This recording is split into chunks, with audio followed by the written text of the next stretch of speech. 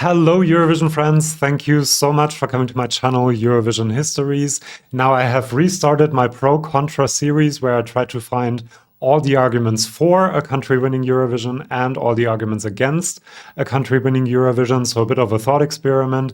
And today I want to do Baby Lasagna and Croatia, find all the arguments for them winning Eurovision, and then later on all the arguments that might speak against them actually doing it and winning Eurovision this year. Now let's start with the positives, because that's always the better way to go.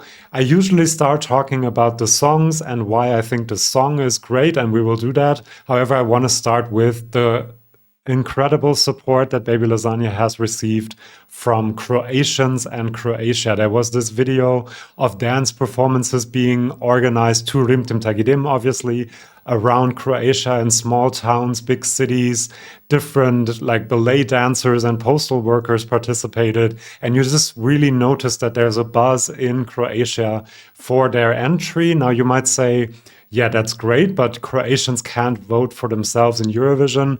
However, I do think that this buzz can translate to neighboring countries. It can translate especially to the diaspora. And this song especially speaks to Croatians that have left their country and other people that have left their country.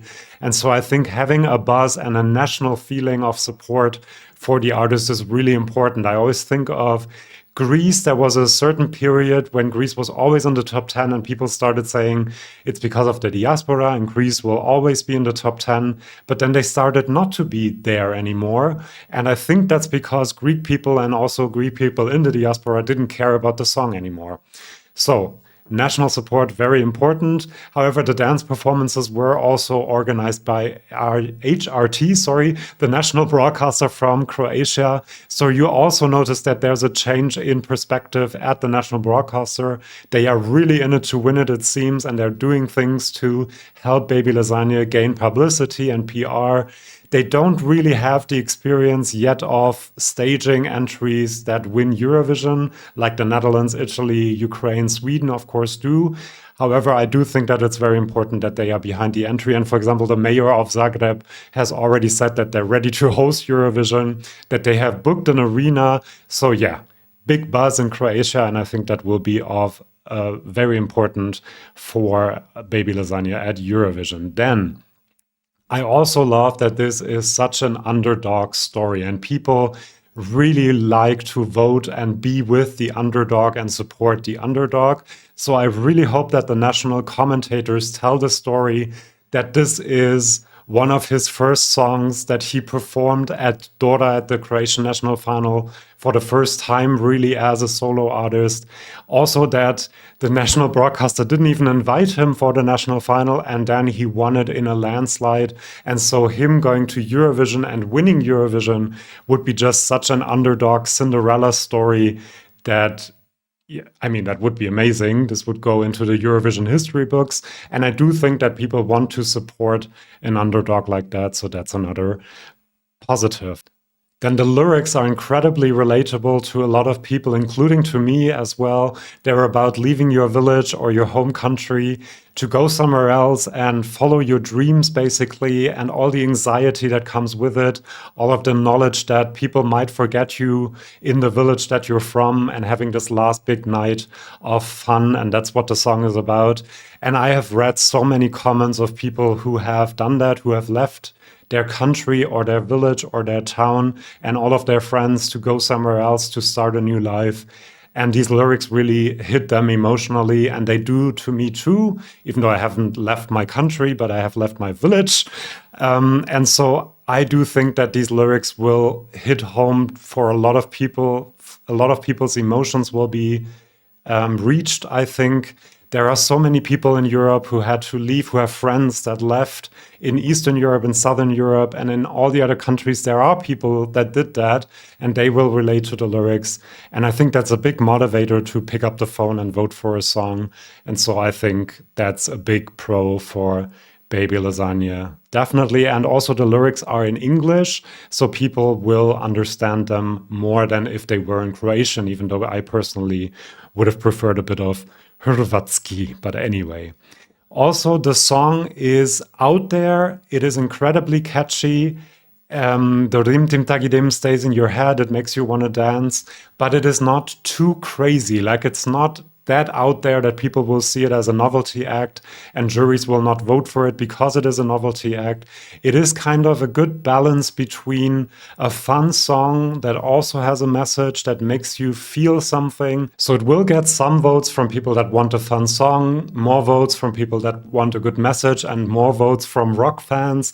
And putting all of that together will be a lot of votes and a lot of kind of a compromise of many different styles and directions that a Eurovision song can take. And that might actually be enough to help him win. It is also, as I've said, very catchy, but it is also attention grabbing from the very first second. Like, it enters right away.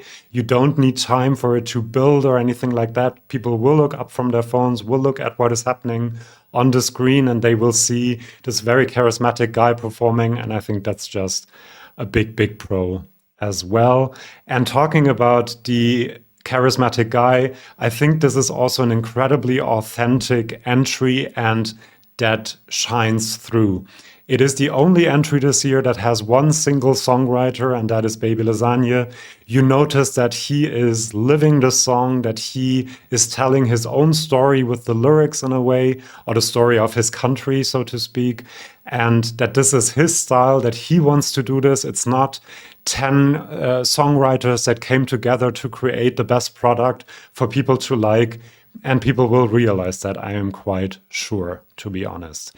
Then there is improved singing. He has been working with one of the best opera singers in Croatia, who has trained him with his vocals, and you really notice that. There was a performance on Slovenian TV recently. I love the outfit he had on there. I think that's the outfit for Eurovision, but that's not what I'm talking about.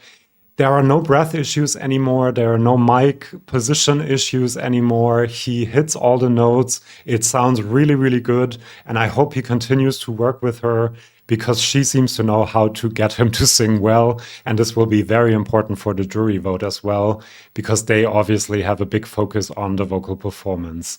Then we have the dance break, which I personally like the least of the entire song and the entire entry, but it does have this very effective dance, fun dance that people will notice as well. It might go viral. He's been trying to do that with different participants this year, and this is kind of the TikTok dance that could happen and make this song viral before Eurovision. So that's another pro argument. Also, people might look at it and think, well, Kedia didn't win because the juries took the win from him, even though I don't agree with that. Some people might think that, and vote for him for that reason, because they want a song like that to finally win Eurovision. And then, and this is something that I completely underestimated, people love cats. And obviously he's talking to his cat in the song, in the lyrics, and there was a cat in the music video. I kind of hope they have a few cat-related things on that stage. I also hope that they bring the grandma to the stage and have her bake some things, kind of create this village feeling, you know? Yeah, people love cats, and they will vote for this song if they realize that it's about cats. So do put the focus on the cat part of it all. I don't really get it, but people love cats. And then Croatia hasn't won before. This kind of adds to the underdog story. Croatia has won as part of Yugoslavia and even hosted Eurovision in Zagreb, but this would be the first time as Croatia. And I think a lot of people want a smaller country from a region in Europe also that hasn't won in a while to win, and that could be another big pro. So these are all the pro arguments I could find for Baby Lasagna. Let's also look at the contra arguments why Baby Lasagna might not win Eurovision. And now the first argument, and kind of the main argument when I look at your comments in the community tab of my channel, thank you for that, by the way, a lot of you commented. The main argument is that there is just a lot of competition this year, and not just in general, but especially in this lane of televote-friendly songs. You have Joost Klein from the Netherlands, who people think might win the televote. You have Estonia. You have Finland, which is a song which very clearly is a novelty song, and people that want to vote for the funniest song and kind of want to have a laugh at Eurovision will probably go more for Finland than they will for Croatia or for the Netherlands even. And so Baby Lasagna might not be able to win the televote, and a song like that needs to win the televote to win Eurovision overall. I do think because, and that's the second argument, there is also just a lot of jury competition this year. A song has to come fifth, sixth in the juries, more or less, to actually be able to win Eurovision overall. And this year we just have songs like France, like Belgium, like Switzerland, also Italy maybe, that will get a lot of jury points. And so coming fifth or sixth in the juries might actually quite hard this year, and that might be another contra argument. Then there are all of these cardiac comparisons. I don't personally understand them because the songs are very, very different, obviously. However, I have heard some casual viewers and some casual Eurovision fans who have said, oh, there's another crazy song because Finland had a crazy song and came second. So some people might look at the performance, the same thing might happen for Joost Klein, to be honest, and think, well, they're trying to copy that and I don't like that and not vote for it for that reason. Again, I don't really understand the comparisons. I think the outfit Baby Lasagna had on, which has a lot of history and a lot of Croatian culture is connected to it, might have added to that because he had these puffy things on his arms that Kerry also had. Also the green and the staging, and maybe if they get rid of that, there won't be as many comparisons. The song might also be a bit too standard. Now let me explain that. First of all, in the competition with something like Joost Klein or Finland, it might just be a little bit too subdued to really get a lot of televoters interested in the song and voting for the song. However, it also doesn't have a very intricate melody. It is a bit repetitive, which is one of the reasons why people love it so much, I do think. But I do think that the juries also look at a song and want to see intricate composition and stuff like that. And maybe Rim Tim Tagi Dim just isn't intricate enough for them to really go for it. Then we have the staging, which wasn't that good in the Croatian national final, seemed a bit chaotic, wasn't as streamlined as it has to be. So they have to work on that. There is a possibility to improve it, but that might also be something that kind of hurts it in the long run. And talking about the running order might also be very important in a very open year like this year. If Baby Lasagna draws first half and all of the other televote-friendly songs are in the second half, that might really hurt. The other way around, if he gets last half and everyone else is in the first half, that might help him. But that's a risk that we don't know yet because we don't know the running order at this point. And then inexperience, or also I thought about calling it pressure, because you have the whole country really rooting for you, wanting you to win Eurovision. And then the moment you stand on that stage, maybe you lack a bit of experience to really deal with that. I don't think he has that problem. He seems like a very brave person when he's on that stage. He's very shy in interviews, which is an interesting tension as well, which might get people to vote for it, which is a pro argument actually. But yeah, the inexperience, if his nerves get to him, which I would completely understand, to be honest, that might hurt the performance a little bit and in the end also the result. And then I'm a bit worried that maybe the message of the song and the staging here is very important to tell the story of the song might not come across as much as I think it might. And then people might not understand what the song is about. Why Rim Tim Tagi Dim? Why is he talking about a cat and moving to a city? And the message is just a very important part of the song. So I do hope that they find a way to tell the message. And then this is something that some of you mentioned in the comments. There isn't a real winning moment yet. Maybe there will be.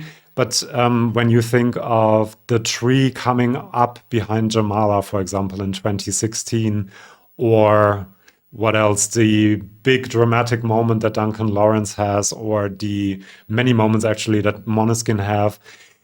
In Rim Tim Tagi Dim, you might say some big climax is missing because the song kind of goes through the hoops, and that might be a contra argument as well. But these are actually all the ones I could come up with. We shall see what happens. I would be so happy if Croatia won. And one more pro argument, which has nothing to do with the song or the performance, is that having Croatia win might actually encourage other smaller countries that haven't won before and that didn't have a lot of success recently for example, Montenegro or maybe Bulgaria or Romania to come back to the Eurovision family. And then we might have a few more participants next year, also because Croatia is just a bit cheaper compared to Sweden or the UK, which were our two host countries this year. And I hope you liked this video. Please subscribe. I'm going to do all the other favorites. I already did a video for Nemo. I'm publishing one on Slimane soon, in French, however.